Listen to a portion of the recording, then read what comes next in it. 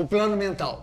Nós havíamos falado do plano físico e automaticamente do corpo físico.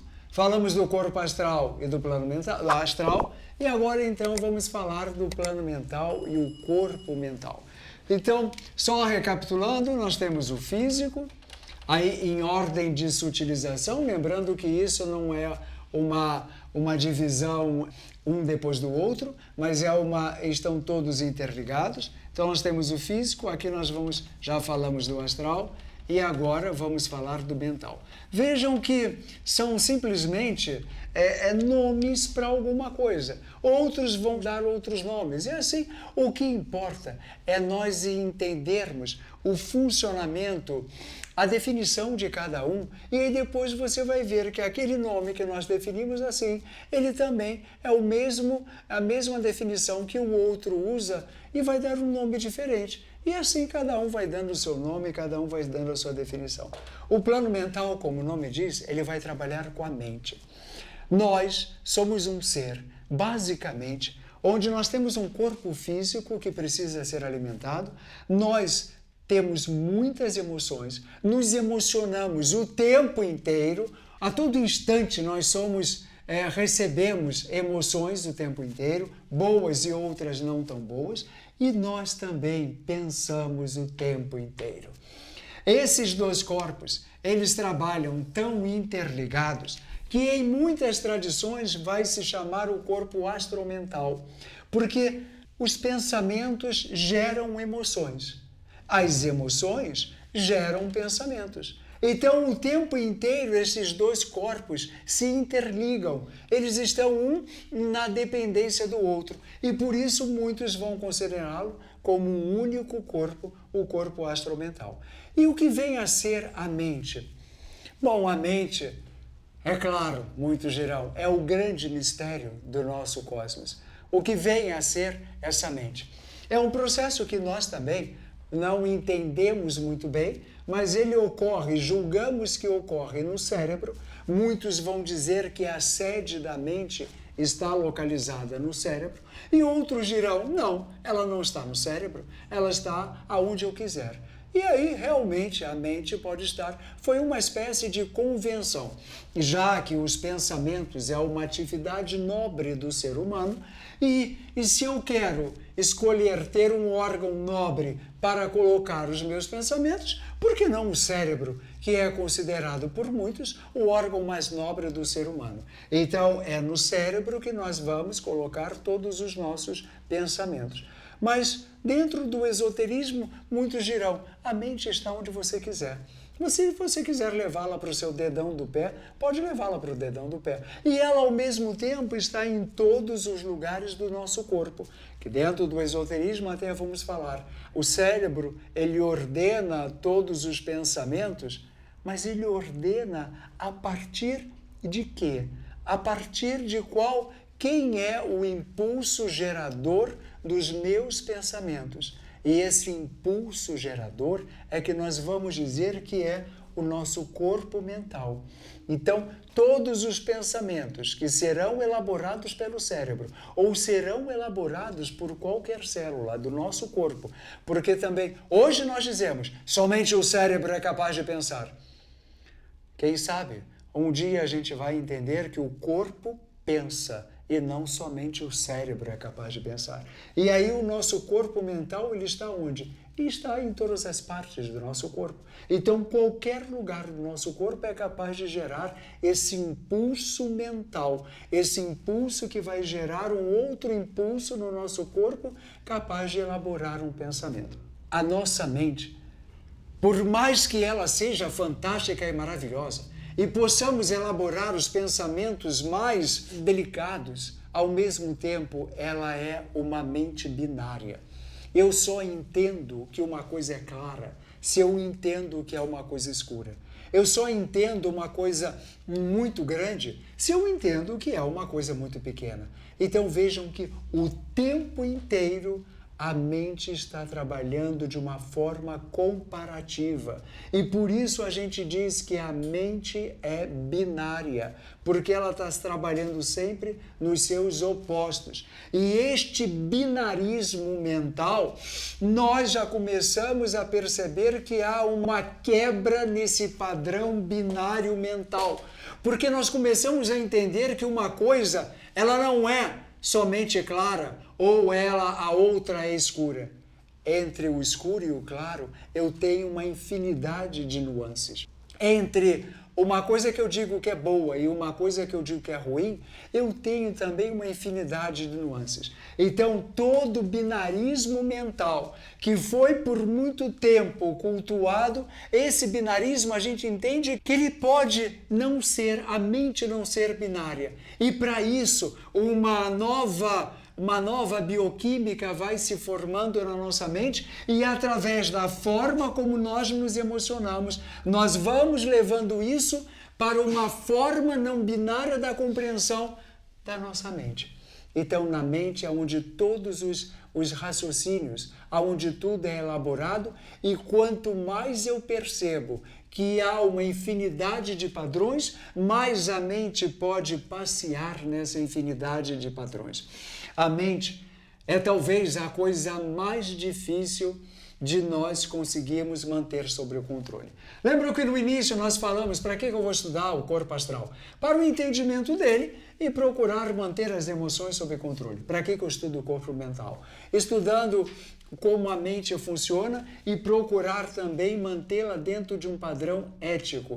Mas pensamento é muito difícil de você controlar. Se já é difícil o controle das emoções, que dirá dos pensamentos? E todas as vezes que nós tentamos controlar um pensamento, a mente ela vai tentar não permitir ser controlada. E aí, entendendo um pouquinho melhor isso, esses três corpos que nós estamos falando, eles vão formar o que nós chamamos de eu inferior. E existem outros corpos, mais 4, que nós vamos falar posteriormente, que nós vamos chamar de eu superior. Veja, como nós falamos, estes corpos vão morrendo. Então, estes corpos nós chamamos de perecíveis. E estes outros, eles não são perecíveis. Eles são chamados de eternos. Repara. Quando a mente começa a ser controlada e eu vou mantendo os pensamentos sob controle, eu estou levando a minha consciência a um outro plano. Só que o corpo, o eu inferior, este corpo, ele não quer morrer. Todos os corpos lutam pela não morte. O corpo físico não quer morrer, o astral não quer, o mental não quer morrer. E no momento que o físico morre, o astral morre, e eu tenho somente o mental, se este corpo morre, o eu inferior se desfaz. E nós, o corpo, o ego, também chamado de ego, esse ego vai lutar pela sua sobrevivência. O que eu devo fazer? Não lutar pela sobrevivência? Não! Deve lutar, sim, pela sobrevivência, mas pela sobrevivência sutilizada desses corpos, aonde tudo vai se encontrar aqui num outro corpo que nós vamos falar mais tarde, que é o corpo búdico. Então, todos esses corpos, eles devem ser levados a uma sutilização. Então, a mente é manter o pensamento, se possível, sob controle. É muito difícil, porque o pensamento ele é extremamente fluido. Reparem, esses corpos, eles vão se interligando uns aos outros. Aí começa a haver a nossa responsabilidade com todos aqueles que nos cercam. O corpo físico, se eu acabar com o meu corpo físico, o problema é meu. Porque o fígado é meu, uma dor que eu sinta no meu corpo físico ou no meu estômago é problema meu. O outro não vai sentir a minha dor. Então, se eu destruir o meu corpo, o problema é somente meu. No momento que eu já me emociono de várias formas, isto aqui eu já começo a interferir na emoção do outro. Já repararam, por exemplo, uma pessoa, se ela está muito triste, ela é capaz de deixar as pessoas à sua volta tristes também. Ou se ela está muito alegre, ela é capaz de levar essa alegria a todos aqueles que estão à sua volta. Então as minhas emoções, elas já não são tão individualizadas como o meu corpo físico.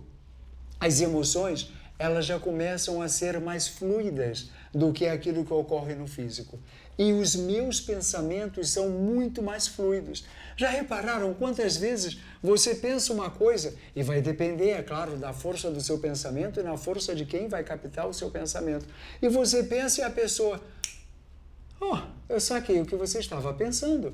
Porque o pensamento, ele já vai de uma forma mais fluida, alcançando a todos que estão à tua volta. Quando eu me emociono, eu estou levando também aquela emoção aos que estão à minha volta. Quando eu penso, eu levo o meu pensamento aos que estão à minha volta.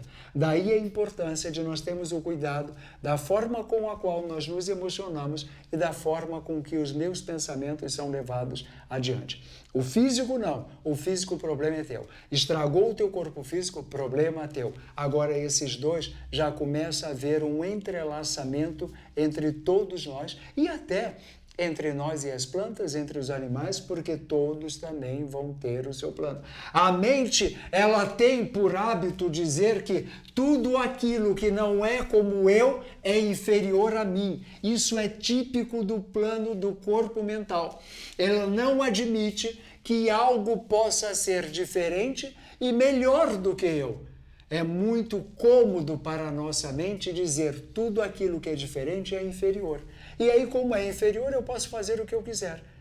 E não é isso. Não é porque um ser é diferente de você. Ele tem uma outra espécie de raciocínio que ele é inferior a você. E daí nós dizermos que, por que dizer que uma árvore é inferior? Só porque ela não se emociona como você, ela tem um corpo diferente, ela tem uma forma de pensar, ela conversa, ela fala. E isso é importante. Então, o corpo mental é muito importante. É a mente que está atuando. Então, vamos procurar, toda vez que vier aquele raciocínio binário, do certo e errado, do alto e baixo, tudo isso, veja, tudo pode ser. Tudo é lindo e maravilhoso. Vocês já devem ter ouvido falar, eu fui num ritual de expansão de consciência. Não é bem expansão de consciência. Porque consciência é uma coisa que não se expande, ela já é o que é. Na verdade, você foi para um ritual de uma expansão mental, porque a mente, sim, ela pode ser expandida. A mente, ela pode ter outras percepções que não somente as percepções que estão ali a 1, 2 metros de você. Ela pode ter várias outras percepções. Então, quando você expande a sua mente, você vislumbra muitas coisas que você não era capaz de vislumbrar antes. Um outro atributo da mente, e muito importante, é o atributo da memória. É ali a mente que guarda todas as nossas lembranças. Por exemplo, uma criança é capaz de pegar uma faca exatamente na parte que corta. Porque a criança, ela pode não ter nenhuma lembrança de que aquela região da faca corta. Por que nós não fazemos isso? Porque nós sabemos que existe naquela região, aquela região é perigosa e ela pode gerar uma dor. A mente trabalha o tempo todo com o corpo astral nesse conjunto dizendo o que é prazeroso e o que não é prazeroso. Então, quando nós vamos fazer algo, e aí o corpo astral vai dizer, olha, isso é prazeroso. A mente diz, eu lembro disso, eu sei que isso é prazeroso, então eu quero repetir tudo aquilo que é prazeroso.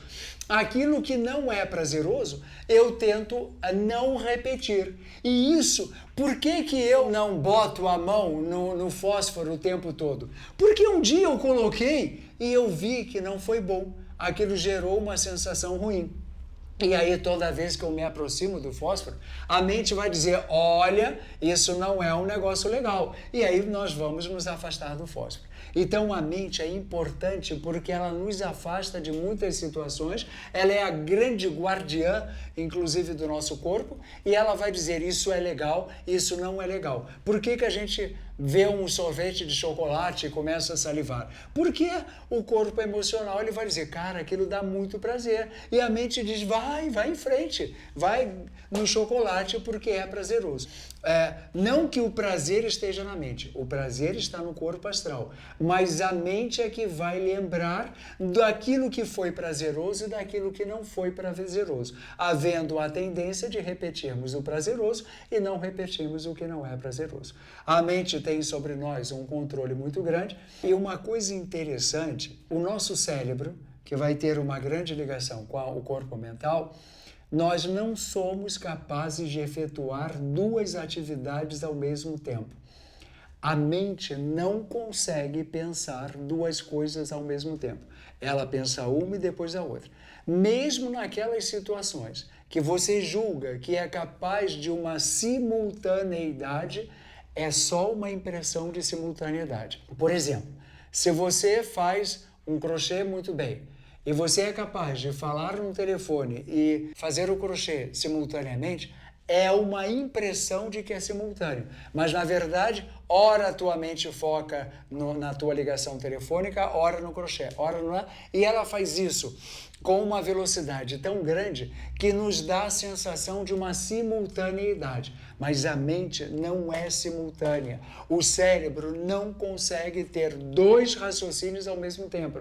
Ele vai ter um e depois o outro, sendo que alguns, quando nós temos muito mais facilidade, ele nos dá essa sensação de simultaneidade. Então é no corpo mental que guarda-se a memória e o corpo mental ele entende uma coisa após a outra. Inclusive até um exercício, quando eu falei que o corpo mental ele o tempo todo tenta nos domar, digamos assim, porque a morte desse corpo é a morte de todo o eu, de todo um ego. Então a mente é que vai ser responsável para manter aquele ego forte e saudável. Existe um exercício muito interessante que se faz, por exemplo, quando você for deitar, que o corpo já está um pouquinho mais relaxado, você se deite e faça e pense o seguinte, comece a pensar no número 99, aí depois vem 98, 97. Cada número que você for pensando, você imagina a imagem daquele número na tua frente.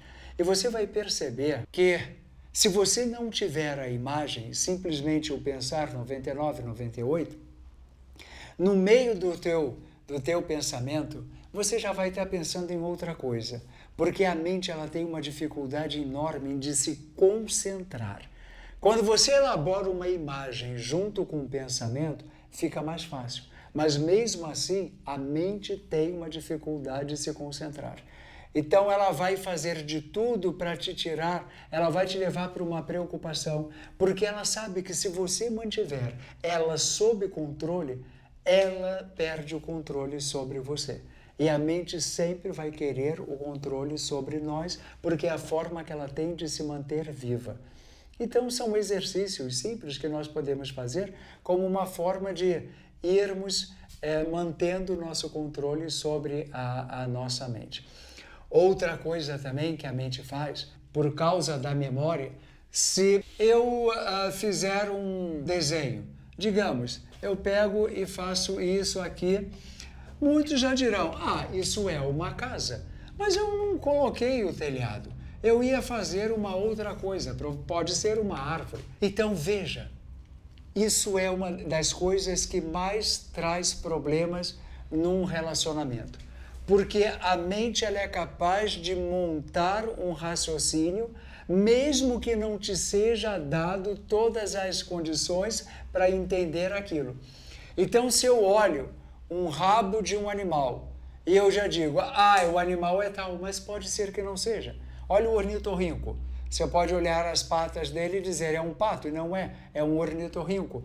Então, a mente, quando eu vejo uma situação, eu vi aquela pessoa junto com alguém, aí eu já deduzo, olha, está fazendo isso, aquilo, porque a mente ela é capaz de montar as situações, mesmo que não haja todos os elementos para aquela situação.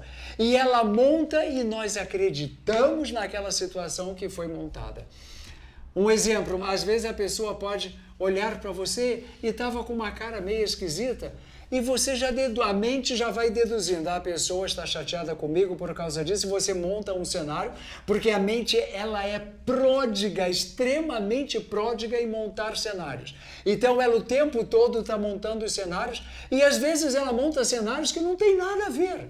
E você chega para falar com aquela pessoa, você fez isso? Não, eu não fiz nada disso. Você que montou isso tudo na tua cabeça. Então, muito cuidado, porque a mente o tempo todo ela gera muitos cenários, ela é extremamente pródiga nisso. Então, cuidado com os cenários que a tua mente está montando. Então, fiquemos atentos a todos esses cenários.